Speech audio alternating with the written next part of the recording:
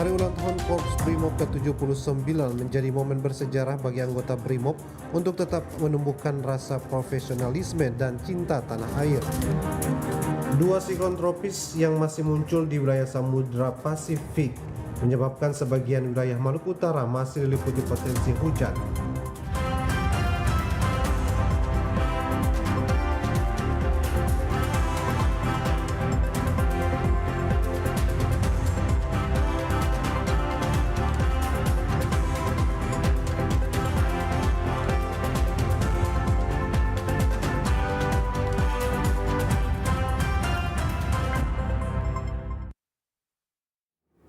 Halo, salam jumpa pemirsa. Anda menyaksikan program Maluku Utara hari ini, edisi Kamis 14 November 2024. Bersama saya Eklesia Paat. Saudara, selain dua berita utama tadi, beragam informasi penting dan menarik lainnya akan kami hadirkan selengkapnya dalam Maluku Utara hari ini.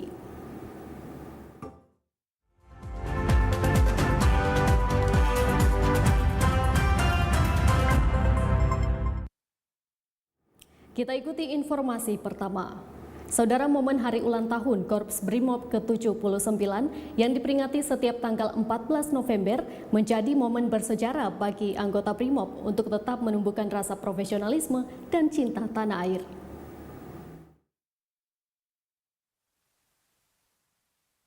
Hari ulang tahun Korps Brimob ke-79 kali ini menjadi momen penting untuk merenungkan perjalanan panjang pasukan elit Kepolisian Negara Republik Indonesia tersebut.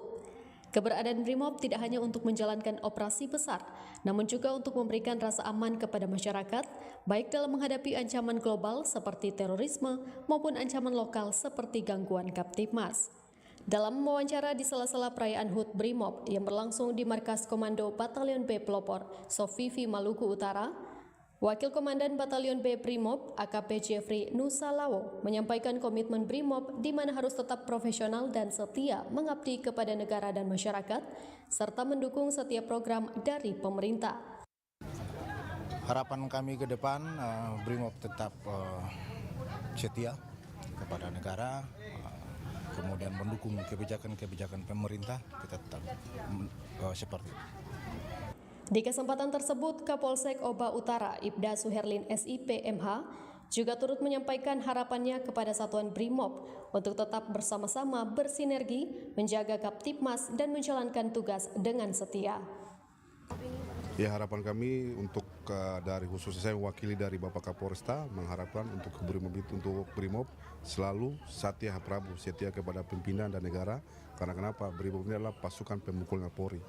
Eklesia Paat Edwin Opier melaporkan. Informasi lainnya, saudara, perakiraan cuaca dan prospek cuaca minggu ini dari tanggal 14 sampai 20 November dipengaruhi adanya dua siklon tropis yang masih muncul di wilayah Samudra Pasifik. Sebagian wilayah Maluku Utara masih diliputi potensi hujan seperti hujan ringan sampai potensi hujan lebat.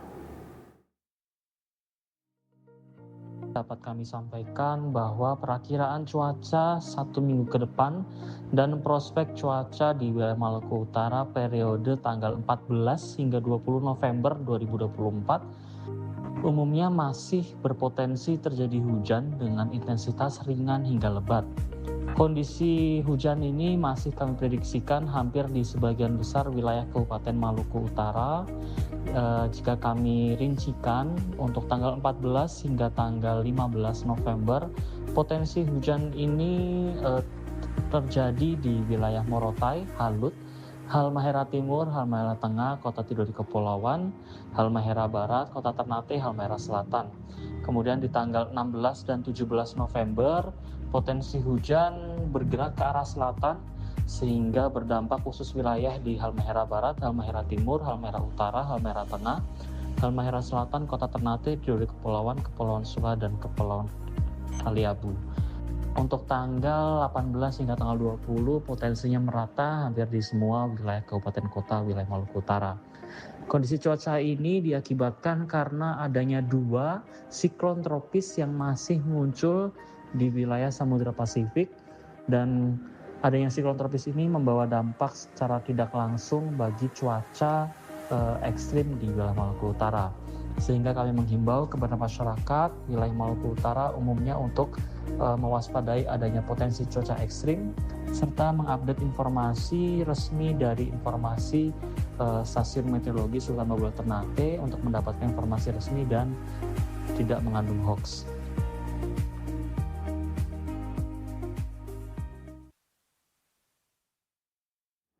Saudara, pemerintah melalui Dinas Pangan Provinsi Maluku Utara melakukan berbagai upaya stabilisasi pangan dan harga untuk menjaga ketersediaan bahan pangan, maksud kami bahan makanan, serta menekan fluktuasi pangan di daerah ini. Salah satunya dengan menyediakan kebutuhan bahan pokok dengan harga yang lebih murah dan terjangkau bagi masyarakat. Sebagai upaya menekan fluktuasi pangan serta stabilisasi pasokan dan harga pangan, Dinas Pangan Maluku Utara mengadakan program pangan murah di lingkungan kantor Dinas Pangan pada Kamis pagi hingga sore. Analis pangan Sri Sulastri Giantiniansi mengatakan, komoditi pangan dalam sebulan terakhir mengalami lonjakan harga. Komoditi pangan yang mengalami kenaikan harga antara lain bawang merah, bawang putih, cabai rawit, cabai keriting, dan beras. Untuk itu, Dinas Pangan Provinsi Maluku Utara mengadakan kegiatan pangan murah. Sri Sulastri Giantiniansi menambahkan pada kegiatan pangan murah ini ada beberapa komoditas pangan yang dijual dengan harga terjangkau, yaitu bawang merah, bawang putih, beras, telur, gula pasir, dan minyak goreng. Untuk harga pangan murah sendiri seperti bawang merah yang sebelumnya mengalami lonjakan harga hingga Rp60.000. Pada kegiatan pangan murah, masyarakat dapat membeli bawang merah 1 kilo hanya dengan harga Rp40.000, bawang putih Rp50.000. Untuk beras SPHP yang biasa dijual dengan harga Rp67.000, kini diberikan subsidi sehingga masyarakat dapat membeli dengan harga Rp60.000. Selain itu, masyarakat juga dapat membeli cabai keriting dengan harga Rp40.000 per kilo, serta telur Rp2.000 per butir. Kegiatan ini untuk gerakan pangan murah, memang dalam rangka stabilisasi pasokan dan harga pangan. Kebetulan untuk tahun ini, untuk bulan ini, akhir bulan ini terjadi lonjakan harga yang sangat tinggi ya untuk beberapa komoditas.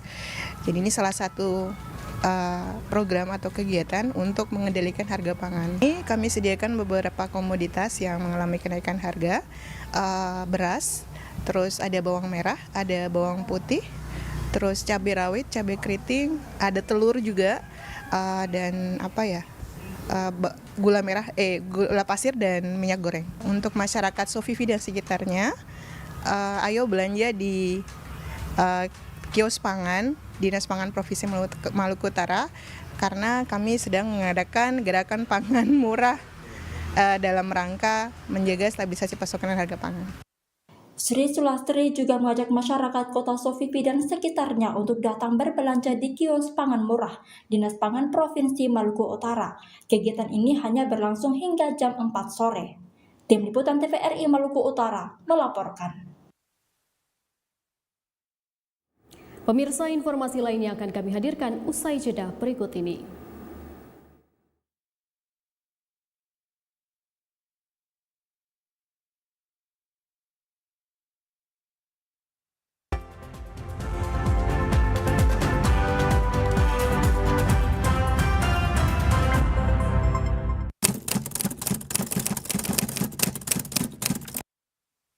Belum tahu. Tak tahu. Itu belum tahu sih, belum ada info juga. Tidak tahu, Pak. Kalau yang dari saya dengar itu tanggal 27 Desember 2024. Untuk pilkada serentaknya di tanggal 27 November 2024. Kalau tidak salah tanggal 27 November 2024. Ya, insya Allah mungkin pemilihan kepala daerah di Provinsi Maluku Utara insya Allah akan dilaksanakan pada tanggal 27 November 2024. Untuk pemilihan kepala daerah kayaknya 27 November 2024. Dia sekitar tanggal 27 ya kalau ya.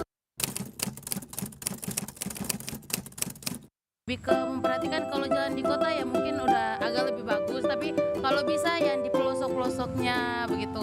Kayak jangan cuma memperhatikan jalan yang sudah bagus begitu. Kita harus lihat saudara-saudara kita di pelosok sana juga. Ingat, tanggal 27 November 2024, datang ke TPS untuk menyalurkan hak pilih. Suara Anda menentukan masa depan Maluku Utara.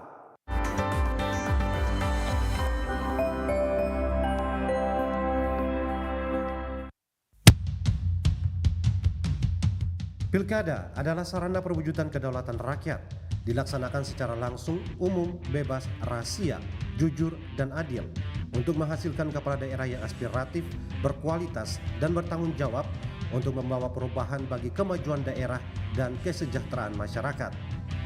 Partisipasi pemilih sangat menentukan hasil demokratis yang berkualitas. Salah satunya, partisipasi pemilih pemula di Pilkada 27 November 2024. Untuk itu, mari generasi muda sebagai pemilih pemula datang ke TPS, tentukan pilihanmu, gunakan hak pilih dengan benar sehingga melahirkan pimpinan yang hebat.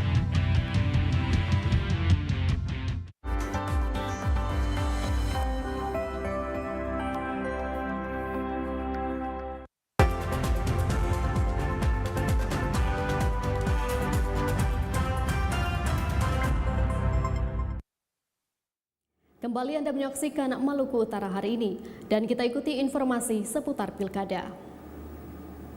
Saudara, pemilihan kepala daerah sebentar lagi sudah di depan mata.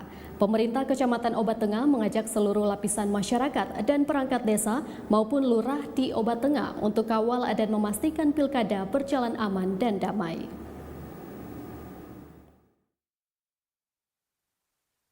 Menjelang pemilihan kepala daerah pada 27 November 2024, pemerintah Kecamatan Obat Tengah siap siaga memantau dinamika demokrasi yang berlangsung di Obat Tengah.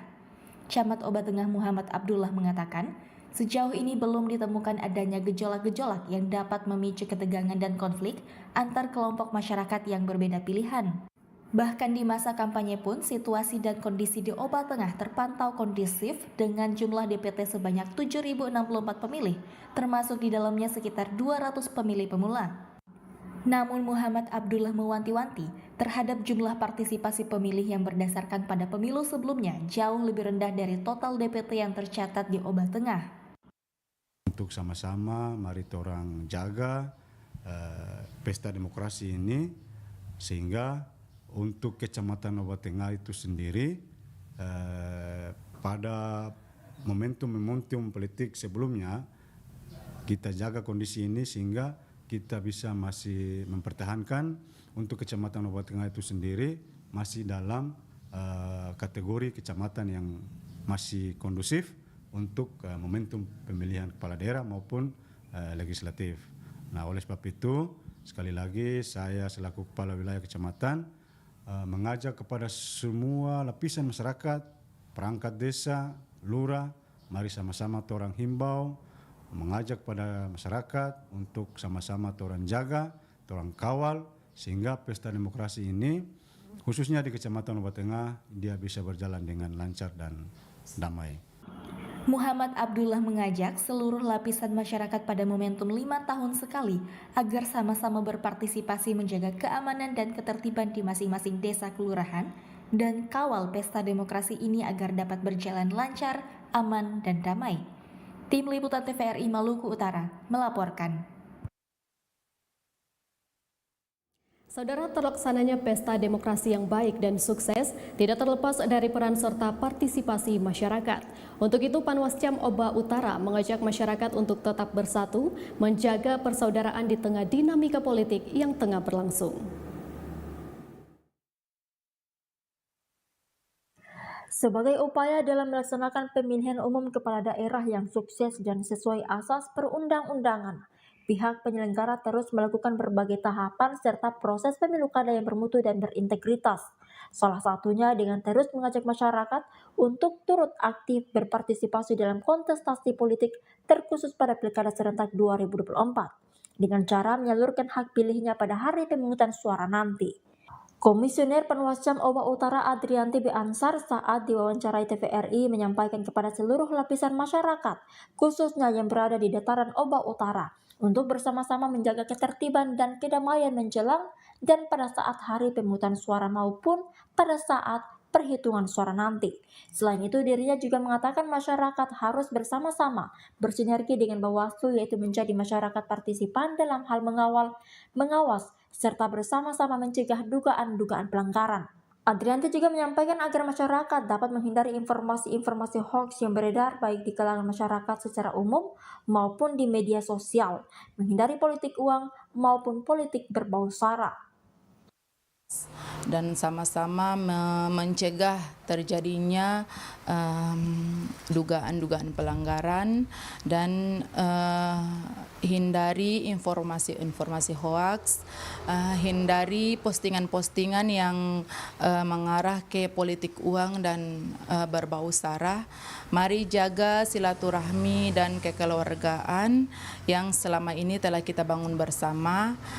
Jangan sampai momen hajatan yang datang 5 tahun sekali ini membuat persaudaraan kita semua menjadi terpecah belah.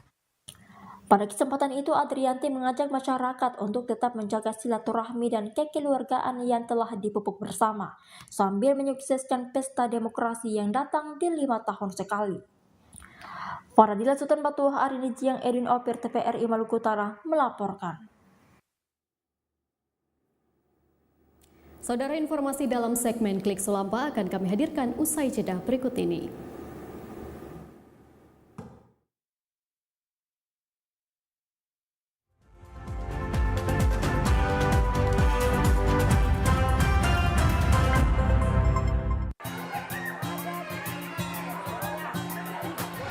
Oke, anak-anakku sekalian, kamu lihat di halaman sini, di halaman sekolah ini sudah bersih atau belum?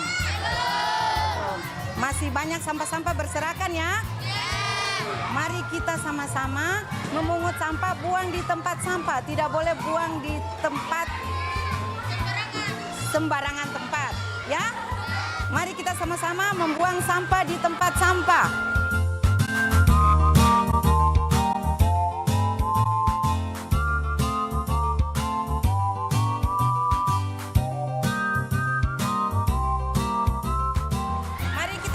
Menjaga lingkungan sekolah kita agar tetap bersih, sehat.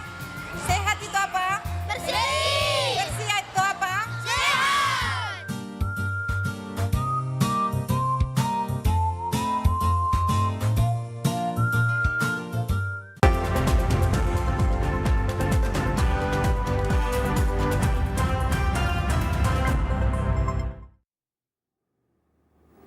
Pemirsa, Anda kembali menyaksikan program Maluku Utara hari ini. Dan saat ini kita masuk dalam segmen Klik Sulampa, informasi yang kami rangkum dari wilayah Sulawesi, Maluku, dan Papua.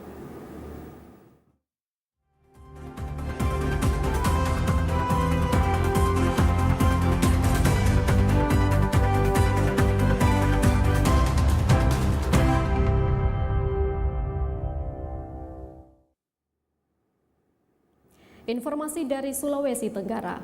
Saudara, Kementerian Kesehatan target menurunkan angka kematian balita akibat pneumonia menjadi 3/1000 kelahiran hidup pada 2030. Pneumonia merupakan penyebab dari hampir sepertiga atau sekitar 29% kematian balita dengan sekitar 2 juta anak kehilangan nyawa setiap tahun. Untuk itu, Kementerian Kesehatan memiliki target untuk menurunkan angka kematian balita akibat pneumonia menjadi 3/1000 kelahiran hidup, serta menurunkan insiden pneumonia berat pada balita sebesar 75% dibanding insiden pada 2019. PLT Direktur Jenderal Pencegahan dan Pengendalian Penyakit Kemenkes Yudi Pramono mengatakan, pneumonia adalah infeksi pada paru-paru yang masih menjadi penyebab utama kesakitan dan kematian pada bayi dan anak-anak di dunia. Pneumonia menduduki urutan pertama dari data BPJS Kesehatan tahun 2023 dengan menelan biaya sekitar kurang lebih 8,7 triliun rupiah dan untuk TB sekitar 5,2 triliun rupiah.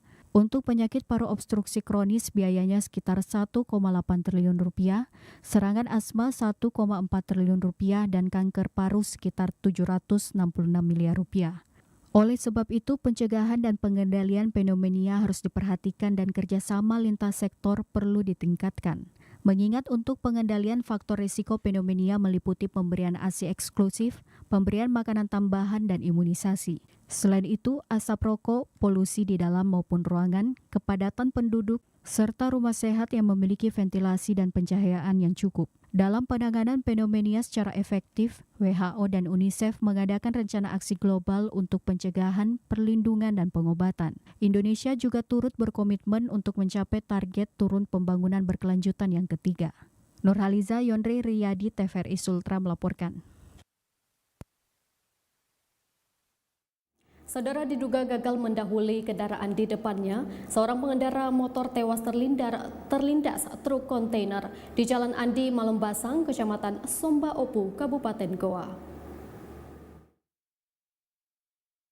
Kecelakaan antar truk kontainer dengan pengendara motor yang berboncengan ini terjadi di Jalan Andi Malembasang, Kecamatan Somba Opu, Kabupaten Goa. Korban bernama Erni, 38 tahun, tewas di tempat akibat terlindas ban belakang truk. Sedangkan suami korban Abu Bakar selamat dan hanya mengalami luka ringan. Kecelakaan bermula saat motor korban bernomor polisi DD 4057XAS berusaha mendahului kendaraan di depannya.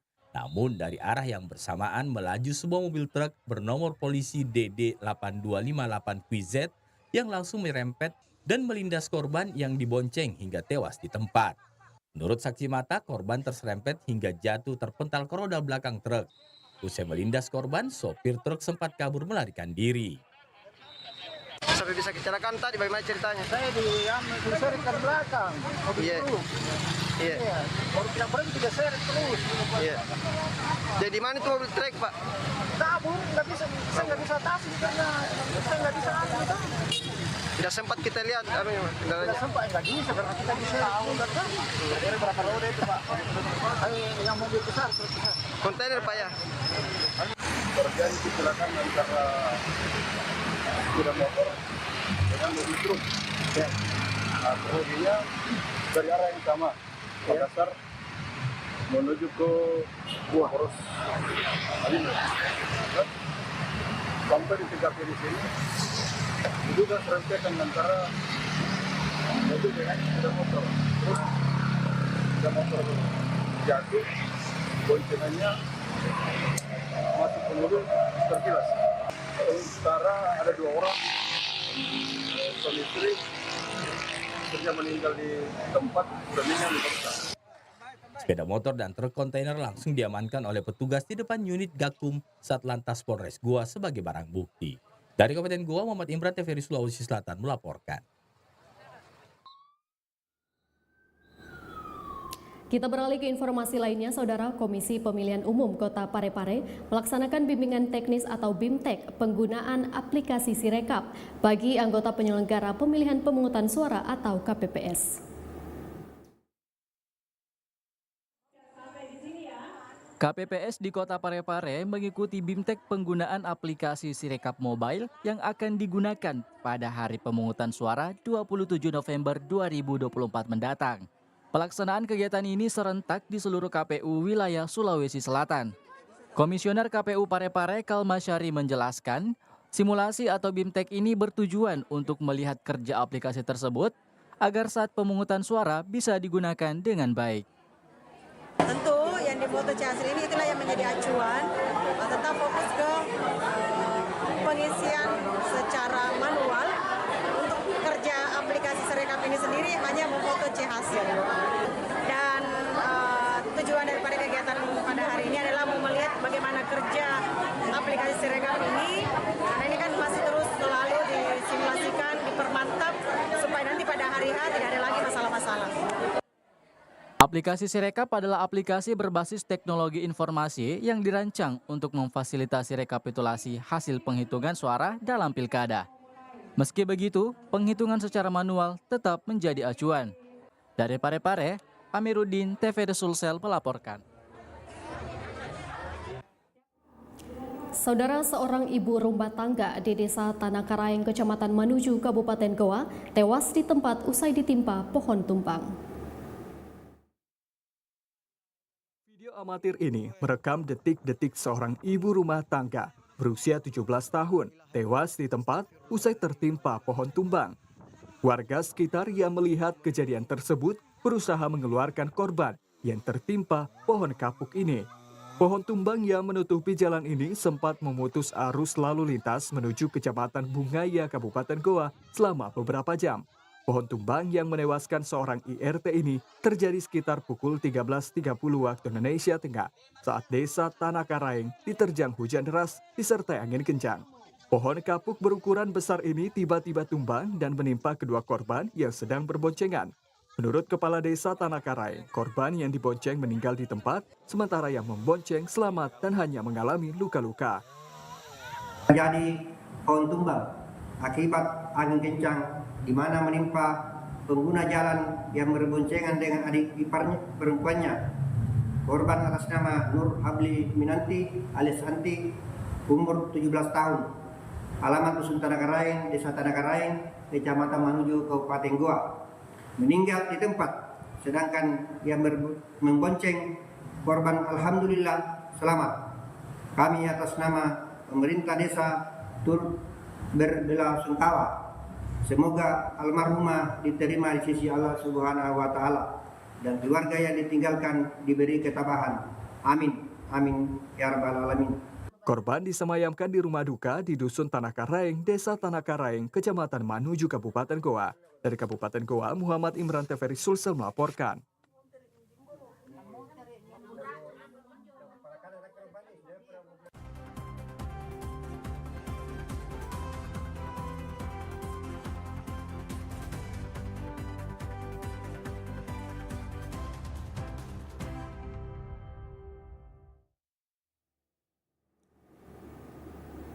Pemirsa, kami ajak Anda untuk menyaksikan informasi seputar perakiraan cuaca dari Badan Meteorologi, Klimatologi, dan Geofisika yang akan berlaku pada hari besok, Jumat 15 November 2024.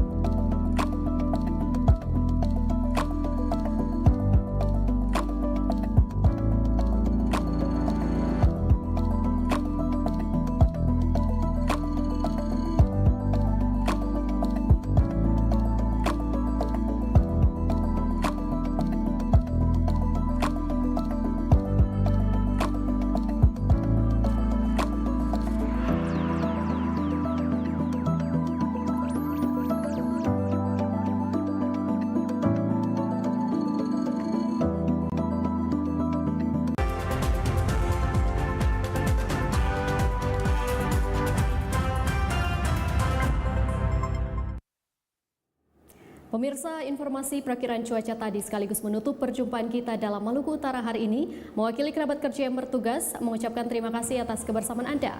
Saya Ikhlas Paat pamit undur diri, sampai jumpa.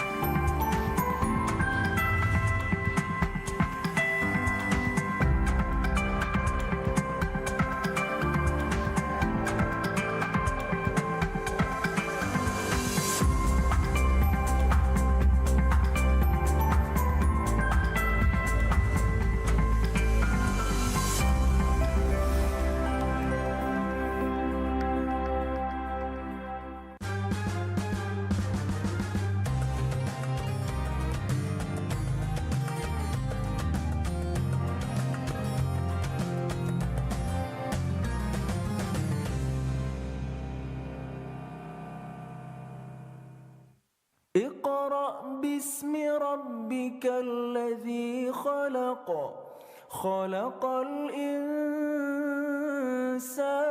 من علق اقرأ وربك الأكرم الذي علم بالقلم علم الإنسان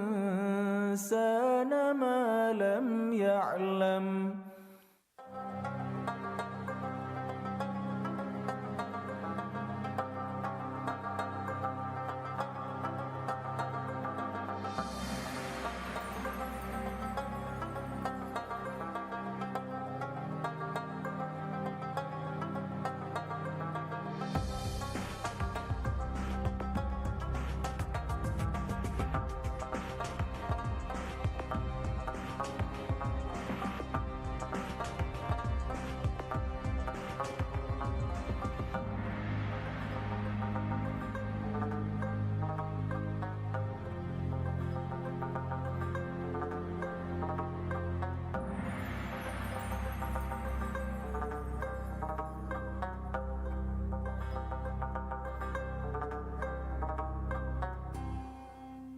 Al-Quran adalah sumber dari semua kebaikan yang membawa kepada surga Allah Subhanahu wa Ta'ala.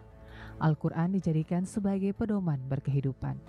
Di dalamnya terdapat bimbingan kepada kebaikan, perintah juga larangan, kabar gembira dan peringatan, serta ajakan menyembah Allah Subhanahu wa Ta'ala.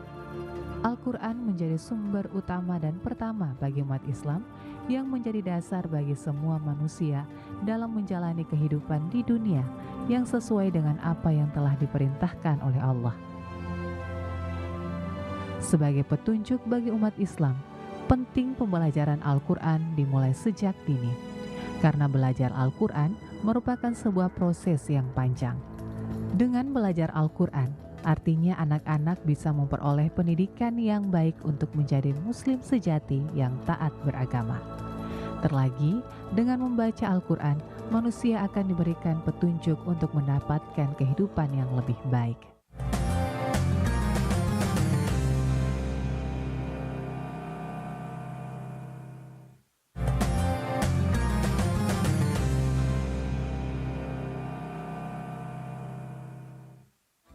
Taman Pendidikan Quran atau sering kita sebut dengan TPQ adalah pendidikan non-formal keagamaan yang menjadikan Al-Quran sebagai materi utamanya dan diselenggarakan dalam suasana rapi, nyaman, dan menyenangkan sebagai cerminan nilai simbol dan filosofi dari kata taman yang dipergunakan. TPQ bertujuan menyiapkan terbentuknya generasi Qurani yang menjadikan Al-Quran sebagai sumber perilaku, pijakan hidup, dan rujukan dalam segala urusan sejak usia dini. Mari kita akan buka Iqra masing-masing. Semoga nantinya kita akan baca berulang-ulang. Setelah itu akan kita panggil satu-satu maju ke depan untuk menyetor bacaannya. Semoga apa yang kita baca nanti menjadi barokah di sisi Allah Subhanahu wa Ta'ala, jadi suatu amalan kebaikan kita untuk keselamatan kita dunia wal akhirah. Amin amin ya rabbal alamin.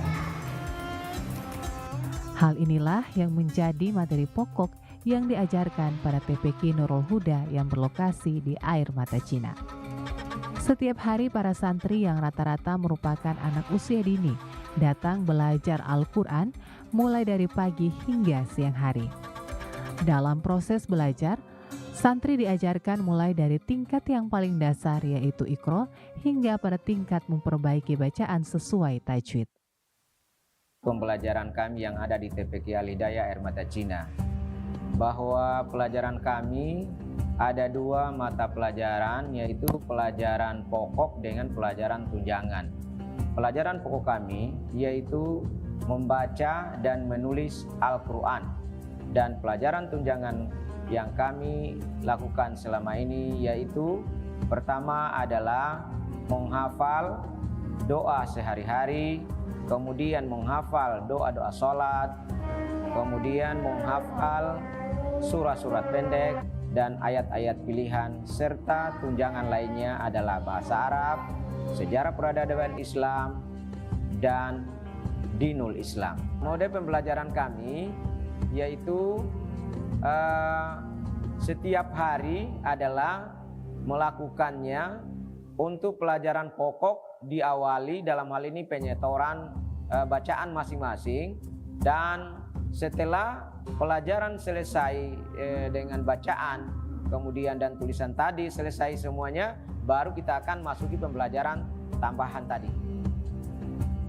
Pembelajaran kami yaitu memang ada campur Iqra 1, 2, dan Al-Quran itu seterusnya semuanya digabungkan. Kenapa? Karena kita mengikuti perkembangan yang ada pendidikan di sekolah.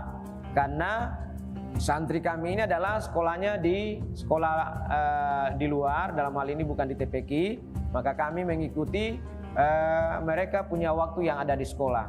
Maka dari dari SD kelas 1 sampai SMA itu adalah semua mengikuti semua jadwal semua jadwal sekolah masing-masing. Kalau di waktu pagi yaitu jam 8 sampai jam 10 itu SD sampai SMA. Kemudian di sore hari juga itu sama, yaitu dari SD sampai SMA.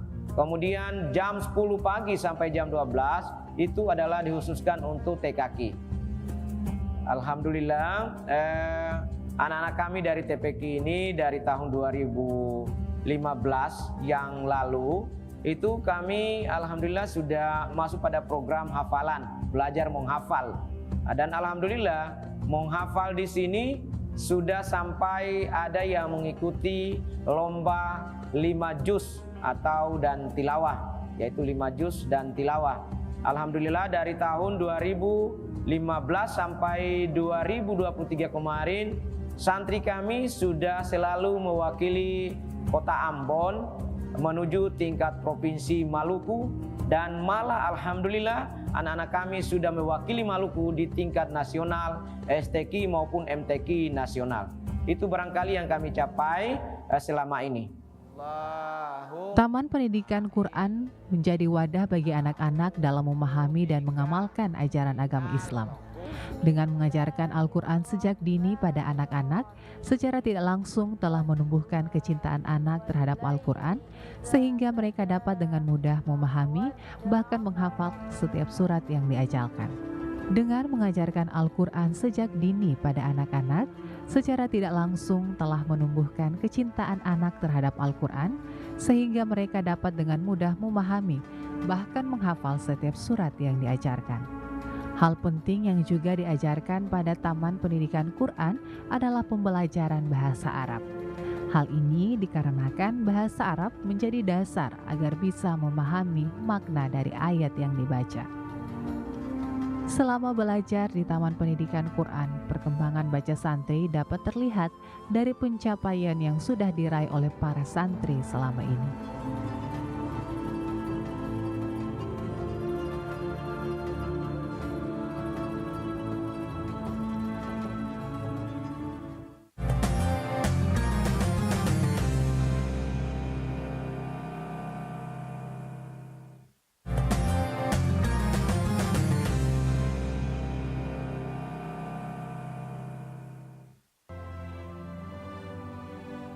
Taman Pendidikan Quran yang merupakan lembaga pengajaran Islam di luar sekolah untuk anak-anak yang mendidik santri agar mampu membaca Al-Quran dengan baik dan benar sesuai dengan ilmu tajwid. Setiap taman pengajian Quran memiliki materi-materi ajar utama yang menjadi prioritas. Namun, tentu saja yang paling utama adalah mengajarkan baca Al-Quran.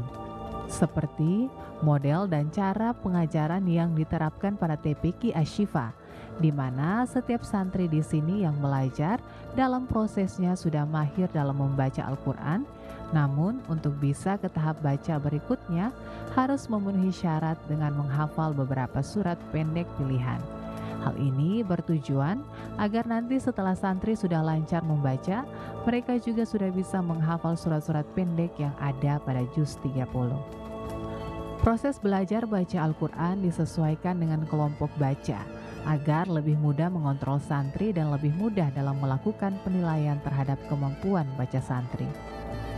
Menjadi wadah untuk belajar ilmu agama, hal yang juga diajarkan di Taman Pengajian Quran adalah hadis, selain juga hafalan surat-surat pendek. Hal-hal yang diajarkan pada tempat pengajian Quran bertujuan agar santrinya tidak hanya dapat membaca Al-Quran saja, tetapi juga mereka bisa menulis Al-Quran yang sesuai dengan kaidah-kaidah tulis yang benar.